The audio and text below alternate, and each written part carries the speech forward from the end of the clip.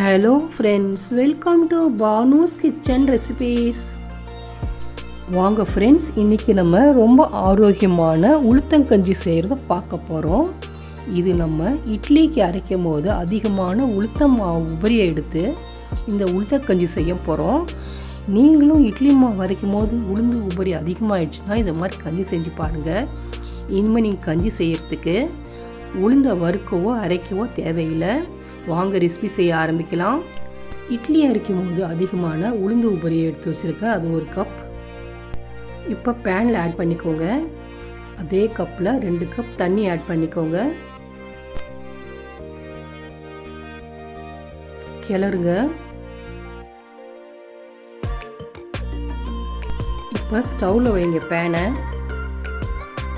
கிளறிட்டே இருங்க. உங்களுக்கு உளுந்து வெந்து பச்சை வாசனை போகணும், அது வரைக்கும் நல்லா கிளறிட்டே இருங்க. அடிகனமான பாத்திரத்தை வைங்க, இல்லைன்னா தீஞ்சு போயிடும்.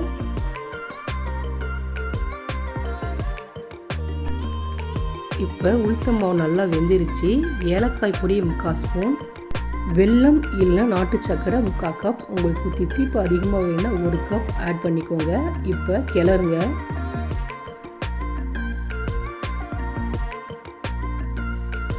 நாட்டு சர்க்கரை கரைஞ்ச பிறகு 1 நிமிஷம் லோ ஃப்ளேமில் கொதிக்க விடுங்க. 2 டீஸ்பூன் தேங்காய் துருவல் ஆட் பண்ணிக்கோங்க.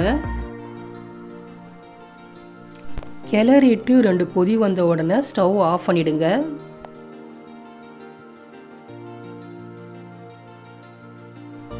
ஆரோக்கியமான உளுத்தங்கஞ்சி ரெடி ஆயிடுச்சு. இனிமேல் நீங்கள் இட்லி அரைக்கும் போது உளுந்து உபரி அதிகமாகிடுச்சுன்னா இந்த மாதிரி கஞ்சி செஞ்சு சாப்பிடுங்க. பெண்கள் நிச்சயமாக வாரத்துக்கு 2 வாட்டி இந்த உளுத்தங்கஞ்சியை சாப்பிடுங்க. உங்கள் இடுப்பு எலும்புக்கெலாம் ரொம்ப நல்லது. ஆண்களும் இந்த உளுத்தங்கஞ்சியை சாப்பிடலாம், அவங்க உடம்பு நல்லா ஸ்ட்ரென்த்தாக இருக்கும்.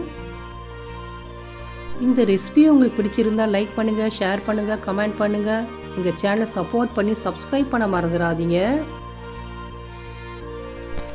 இதே போல் அடுத்த ரெசிபியில் உங்களை அனைவரும் பார்க்கலாம் ஃப்ரெண்ட்ஸ். பாய்.